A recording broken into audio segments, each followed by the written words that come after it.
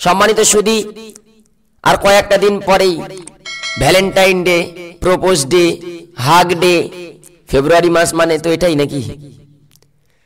এই সমস্ত ডে পালন করা সম্পূর্ণভাবে হারাম। সম্মানিত ভাইরা আমার, কেন হারাম?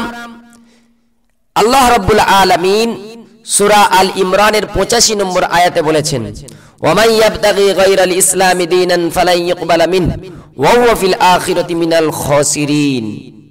যে ব্যক্তি ইসলাম ছাড়া অন্য কোনো ধর্ম কিংবা রীতিনীতি সন্ধান করবে তা কখনোই তার পক্ষ থেকে গ্রহণ করা হবে না এবং সে পরকালে ক্ষতিগ্রস্ত হবে। যুবক ভাইরা আমার, এই ভ্যালেন্টাইন ডে, ভালোবাসা দিবস, এটা খ্রিস্টান জাতির কৃষ্টি কালচার। আর সুনানে আবু দাউদের 4031 নম্বর হাদিসে হযরতে আব্দুল্লাহ ইবনে উমর রাদিয়াল্লাহু আনহুমা তিনি বর্ণনা করেছেন যে রাসূল করিম সাল্লাল্লাহু আলাইহি ওয়াসাল্লাম বলেছেন, মা তাশাব্বাহা বিকওমিন ফাহুয়া মিনহুম, মান তাশাব্বাহা বিকওমিন ফাহুয়া মিনহুম। যে ব্যক্তি এই দুনিয়াতে যে বেজাতির সাদৃশ্য অবলম্বন করবে, আল্লাহ রাব্বুল আলামিন কাল কিয়ামতের মাঠে তাদেরকে সেই বেজাতির সাথেই হাসর করাবেন। আল্লাহু আকবার। সম্মানিত ভাইরা, এইজন্য খুব সাবধান। এই ভালোবাসা দিবসের নামে আজকের জিনাকে আম হয়ে গিয়েছে, জিনা আম হয়ে গিয়েছে। লক্ষ্য করে দেখুন, রাস্তাঘাটে, খেতে খামারে জিনা আম হয়ে গিয়েছে, জিনাকে আম করে দিয়েছে। এটাকে ভালোবাসা দিবস বলা যায় না, ভয়ঙ্কর দিবস।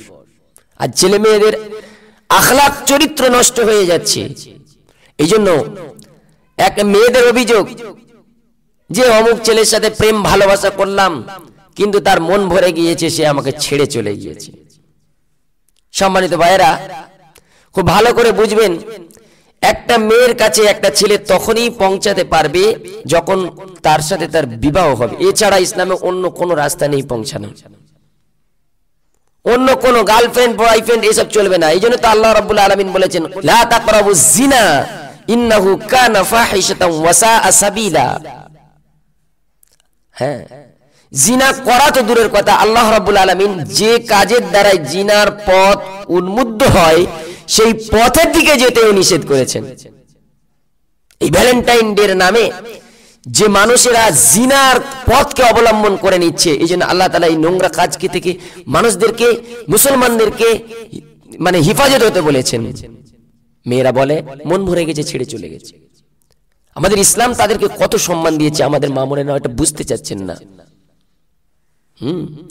একটা ছেলে একটা মেয়ের কাছে তখনই পৌঁছাতে পারবে তার সাথে যখন তার বিবাহ হয়ে যাবে। যেমন বয়ফ্রেন্ড গার্লফ্রেন্ডকে ছেড়ে দেওয়াটা সহজ হয়, বা গার্লফ্রেন্ড বয়ফ্রেন্ডকে ছেড়ে দেওয়াটা সহজ হয়, কিন্তু বিবাহের আগে বাবা, মেয়ের বাবা ছেলে চেক করে এই ছেলেটা আমার মেয়ের ভরণ পোষণ বহন করতে পারবেন কিনা, এই ছেলেটা আমার মেয়ের জন্য উপযুক্ত কিনা। দেখাশোনার পর হ্যাঁ করা হয়, তার স্যালারি চেক করা হয়, তারপরে তার সাথে বিবাহ দেওয়া হয়। সম্মানিত সুধী, যখন সেই মেয়েকে সেই ছেলে তালাক দিতে চাইবে, ছেড়ে দিতে চাইবে, অত সহজে পারবে না। কিরকম করে দেবে না, সেই ছেলেকে যদি তালাক দিতে চায়, তাহলে সেই মেয়েকে যদি তালাক দিতে চায়, তাহলে তার সেই মেয়েটা যখন একটা মাকে ছেড়ে এসেছে তখন সে শাশুড়ি মা পেয়েছে, বাবাকে ছেড়ে এসেছেন তখন একটা শ্বশুর আব্বা পেয়েছেন, যখন সে ভাইকে ছেড়ে এসেছে তখন একটা দেওর পেয়েছে, যখন সে একটা বোনকে ছেড়ে এসেছে তখন সে একটা ননদ পেয়েছে। যখন এই ছেলেটা ওই মেয়েকে ডিভোর্স করিয়ে দিতে চাইবে, ছেড়ে দিতে চাইবে, তখন একটা মা থেকে মেয়েকে আলাদা করতে হবে, একটা বাবা থেকে একটা মেয়েকে আলাদা করতে হবে, একটা দেওর থেকে তার ভাবিকে আলাদা করতে হবে, ননদ থেকে তার ভাবিকে আলাদা করতে হবে, তবেই তাকে ডিভোর্স করতে পারবে। শুধু তাই নয়, মেয়ের বাবা যদি মনে করে যে এই ছেলের ব্যাপারে আমি অ্যাকশন নেব আইনি ভাবে, তখন তারপরেও সেই মেয়ের বাবা তার বিরুদ্ধে অ্যাকশন নিতে পারবে। অথচ আমাদের মেয়ের এটা বোঝে না।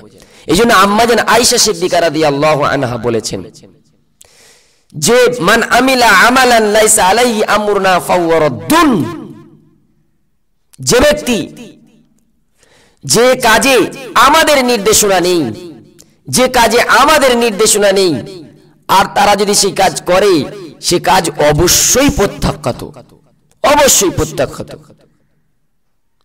সম্মানিত দিনী ভাইয়েরা, সম্মানিত মুসল্লি ভাইয়েরা, অবশ্যই এই সমস্ত নোংরা